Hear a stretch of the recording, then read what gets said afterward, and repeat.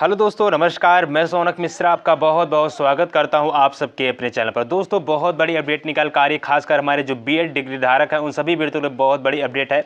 आप सभी छात्रों से निवेदन है, अगर आप लोग चैनल पर नए हैं प्लीज़ वीडियो को लाइक शेयर सब्सक्राइब, और टेलीग्राम चैनल को अभी तक आपने ज्वाइन नहीं किया है तो जाइए फटाफट टेलीग्राम चैनल को ज्वाइन कर लीजिएगा, क्योंकि चैनल के माध्यम जो भी आपको अपडेट प्रोवाइड की जाएगी ऑथेंटिक जेन्युइन अपडेट प्रोवाइड किया जाएगा।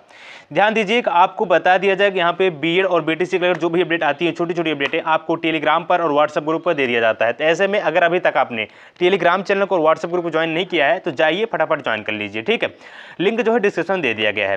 देखिए, कल मैंने आपको एक अपडेट बताया था कि जहाँ पर हमारे बीएड और बीटीसी के जो छात्र हैं, खासकर बीएड जो हमें पीआरटी में शामिल कराना है, जिसको लेकर के चाहे वो केवीएस का रिजल्ट जारी हो गया हो, चाहे यहाँ पे बीपीएससी का रिजल्ट जारी हो गया हो, लेकिन निर्णय अगर जैसे सुप्रीम कोर्ट का हमारे हित में आता है तुरंत ही, चाहे वो बीपीएससी हुआ हो चाहे वो केबीएस का रिजल्ट जारी किया गया हो, वहाँ पे चीज़ें बदलेंगी और वहाँ पे हम लोग की जीत होनी लाजमी है। मैं ऐसे क्यों कह रहा हूँ? क्योंकि आपको पता है कि 11 अगस्त 2023 को माननीय सुप्रीम कोर्ट ने, ठीक है ना, माननीय सुप्रीम कोर्ट ने अभ्यर्थियों को प्राथमिक से तो बाहर किया, लेकिन जिसको लेकर हम लोग बैठे नहीं, लगातार अपने कार्य को करते गए और एक समय ऐसे आया कि हम लोग अपने चीज़ों को बचा सकते हैं और बचा रहे हैं। आने वाले सुनवाई में हम लोग अपनी चीज़ों को बचा सकते हैं। इकट्ठा कर लिए, इतने सारे एविडेंस कर लिए हैं कि हम लोग को डरने की आवश्यकता नहीं है, ठीक है ना।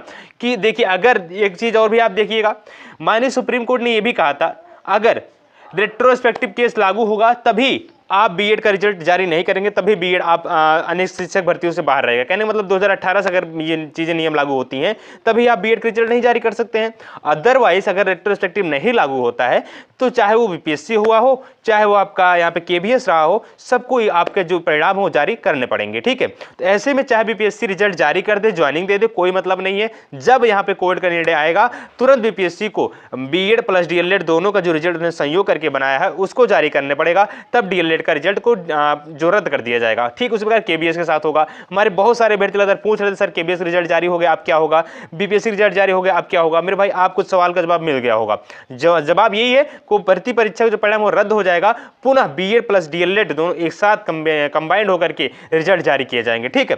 अब दूसरी बात कर लेते हैं। मैंने कल बताया था कि हमारे बहुत सारे अभ्यर्थी हमारे पास एविडेंस भेज रहे हैं, सर मेरे पास ये एविडेंस है, सर हमारे पास ये चीज़ें हम बोल सकते हैं वहाँ पर, सर हमने पेडोलॉजी में हम लोग इतना नंबर पाए हैं, सर हम लोग सर हमारा इतना नंबर है यहाँ पे 1 to 5th में सीटेट के एग्जाम में, जो कि जो डीएलएड के छात्र कहते हैं अनर्थक की बातें करते हैं। बहुत सारी चीज़ मैंने आपको बताया था। एक बहुत प्रमुख अपडेट आ रही है यूपी से लेकर के, जो हमारे बहुत सारे छात्र लगातार, मैं कहता रहा ना कि रख हौसला वो मंजर भी आएगा, प्यासी के पास चलकर समंदर भी आएगा, नत्था करे बैठ मंजिल के मुसाफिर, मंजिल भी मिलेगी, मंजिल मिलने का मजा भी आएगा।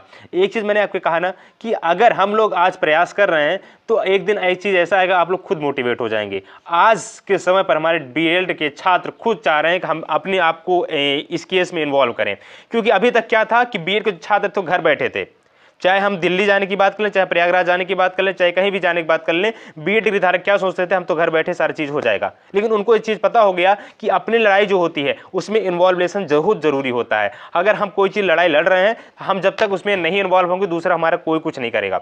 हाँ, हम आपकी आवाज़ उठाएंगे, हम आपके लिए प्रयासरत रहेंगे, हम आपको चीज़ें गाइड करेंगे, बेटा अब ये करना है वो करना है, लेकिन आपको जो चीज़ें करना है खुद आपको ही करना पड़ेगा मेरे भाई, ठीक है। देखिए, मैं चीज़ों को सही बताता हूँ, इन्फॉर्मेशन जो भी होता है मैं सही सटीक बताता हूँ, चाहे बेशक आपको 2 मिनट के लिए बुरी लग जाए। मैं उस टाइम भी कह रहा था मेरे भाई, आपको जब तक अपने आप में इंप्रूव नहीं करेंगे, खुद अपने आप से आगे नहीं आएंगे, चीज़ें कुछ नहीं हो सकती हैं। आज हमारे अभ्यर्थी, चाहे वो एविडेंस बात देने की बात हो, चाहे वो दूर दूर तक जाने की बात हो, चाहे वो किसी से मिलने की बात हो, हमारे जो छात्र हैं खुद आगे आ रहे हैं। अभी एक आप नोटिस देख सकते हैं, और हमारे बहुत सारे अभ्यर्थी यूपी के जो डिप्टी सीएम हैं उनसे मुलाकात करते हैं। एक समय ऐसा था कि यूपी डिप्टी सीएम से अभ्यर्थी हमारे मुलाकात करने जाते हैं, वहां पर उनको भगा दिया जाता है। इसके पश्चात जब डिप्टी सीएम को ये पता चलता है कि कोई अभ्यर्थी मुझसे मिलना चाहता है बीएड को लेकर के, जिसको लेकर के डिप्टी सीएम को खुद बुलाते हैं और अभ्यर्थियों से बातचीत करते हैं, और जो अभ्यर्थी होते हैं उनको ज्ञापन सौंपते हैं, जो कि आप लेटर देख सकते हैं स्क्रीन पर, और फोटो भी आप लोग देख सकते हैं, ठीक है ना।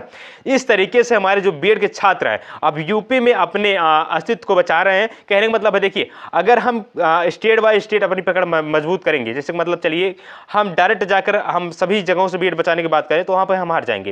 लेकिन अगर स्टेट बाय स्टेट हम जाकर के अपने जो डिप्टी सीएम है, सीएम से उनसे मुलाकात करें, बातें बातों को रखें, वो हमारा खुद बचाव करेंगे। क्या यूपी का प्रथम दायित्व नहीं बनता बीएड को बचाया जाए? 69,000 शिक्षक भर्ती में ज्वाइनिंग कौन दिया? यूपी सरकार ने दिया बीएड को। तो यूपी सरकार खुद चाहेगी बीएड को बचाना, चाहे वो छत्तीसगढ़ की सरकार वो खुद चाह रही है बीएड को बचाना, मध्य प्रदेश की सरकार वो खुद चाह रही है बीएड को बचाना, इसीलिए इन्होंने सरकारी अधिवक्ता दे रहे हैं, इसीलिए सरकार खुद केस लड़ रही है बीएड का। तो ऐसा ना सोचे कि हमारी स्टेट सरकार हमारी जो है वो हमारा हेल्प नहीं करेंगी, बिल्कुल करेंगी, बस हमें वहां पे जाने की देरी है मेरे भाई। जिस तरीके से आज बीएड के डिग्री धारक वहां पर आपके डिप्टी सीएम केशव प्रसाद मौर्य जी से मुलाकात करते हैं, केशव प्रसाद मौर्य जी से मुलाकात करके बातचीत करते हैं, अपनी बातों को रखते हैं और केशव प्रसाद मौर्य जी पूरा आश्वासन देते हैं कि हम आप सबकी बातों को देख रहे हैं, समझ रहे हैं और आप सबका हम पूरा सहयोग करेंगे।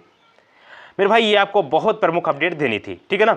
और भी जो अपडेट आती रहेगा आपको बताऊंगा। आप सभी से निवेदन है, आप लोग जाइए टेलीग्राम को ज्वाइन कर लीजिए, व्हाट्सएप ग्रुप को ज्वाइन कर लीजिए, क्योंकि छोटी छोटी अपडेट आपको वहां पर आसानी से मिलती रहेंगी, ठीक है ना।